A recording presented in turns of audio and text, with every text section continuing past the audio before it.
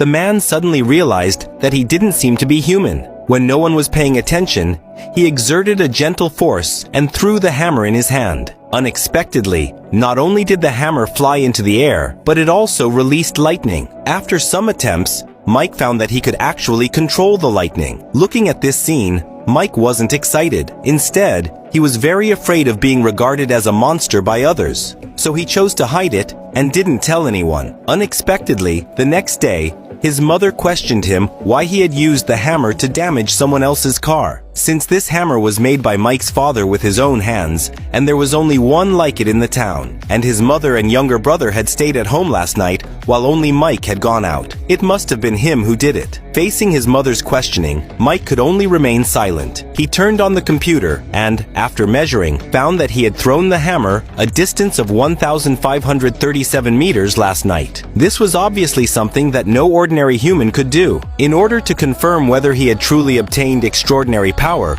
Mike waited until late at night and went to the football field to conduct a test. To avoid any accidents, he only used less than 1/10 of his strength. However, after calculation, Mike found that this time he had thrown the hammer a distance of 541 meters, while the world record for humans was only 86 meters. In addition to his strength, Mike felt that his speed also seemed to have become extremely fast. After testing, he found that he could run 100 meters in just 6.98 seconds, while the world record was 9.58 seconds, and Mike hadn't even exerted his full strength yet. He had intended to figure out what exactly had happened to him, but unexpectedly, he was suddenly invited by the school principal to have a meal at her home. Mike had thought that she was showing concern for him as he had just transferred to the school. However, unexpectedly, after the meal, the principal suddenly proposed a strength competition. Mike didn't refuse, thinking it was just a small game. But when the competition started, he suddenly realized that even though he had exerted all his strength,